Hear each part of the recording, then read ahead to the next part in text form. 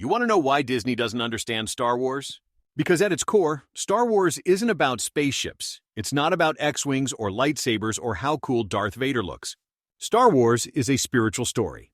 It always was, and it always will be. From the very beginning, the Force wasn't just some magic power. It was the soul of this universe. It was the heartbeat behind the myth, a mysterious, unseen energy that connected all living things.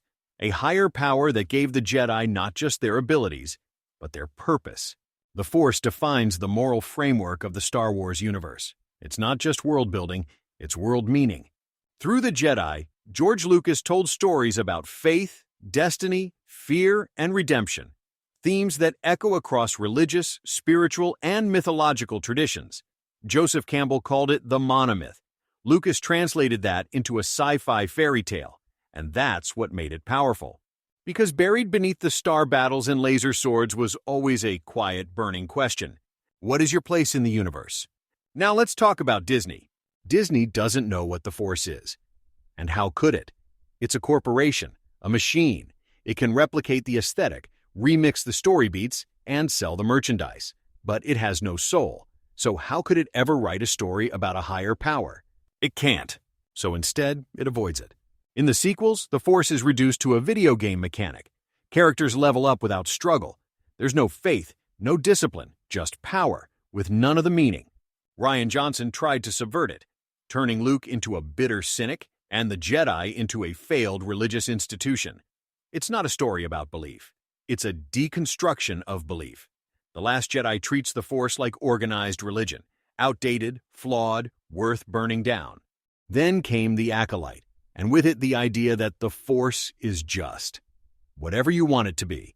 No dark side, no light, no morality, just vibes.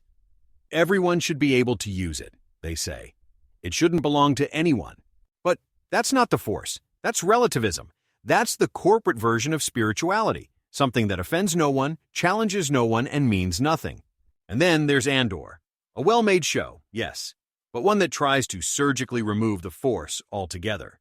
It focuses on politics, injustice, rebellion, but not faith, not destiny, not the thing that makes Star Wars more than just another sci-fi dystopia. Without the Force, there are no Jedi. Without the Force, there is no myth. There is no destiny. There is no hope. Because that's the message at the heart of Star Wars, that we are more than what we seem, that there's something greater out there and within us, that the smallest person can change the galaxy, if they believe. Disney doesn't believe in that. It believes in IP, in spin-offs, in lightsaber colors and subscriber counts, but not the Force. And that's why everything they make, no matter how flashy or well-produced, feels empty. No Force, no Star Wars.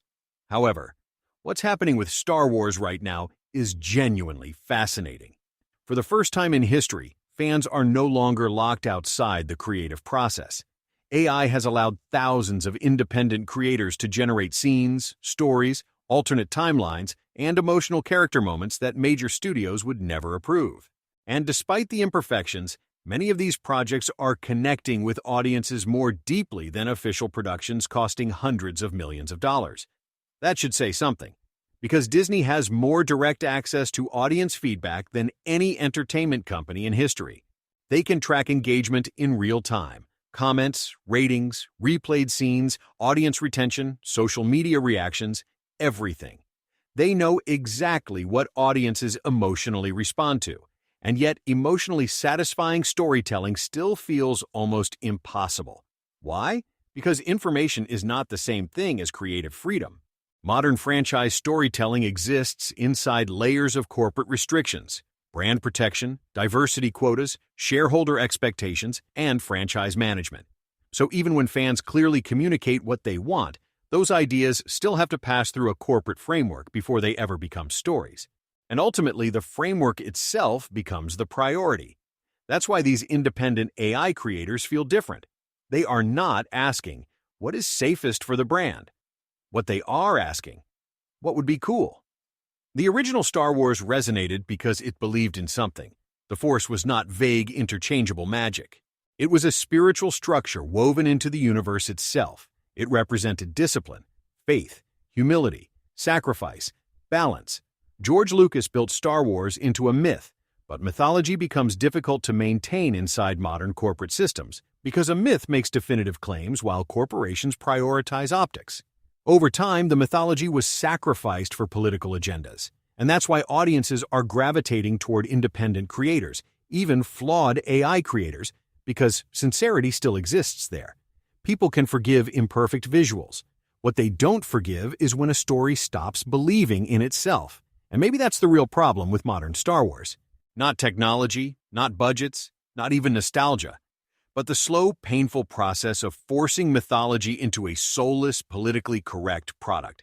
Star Wars has always been about ordinary people shaping the fate of the galaxy. And now, for the first time, the fans themselves might be part of that story. One thing is certain, there has been an awakening. And this time, it's happening outside the studio system. Thanks for watching. If you enjoyed the video, be sure to like, subscribe, and join us for more deep dives into the worlds we love. And until next time, may the Force be with you. Always.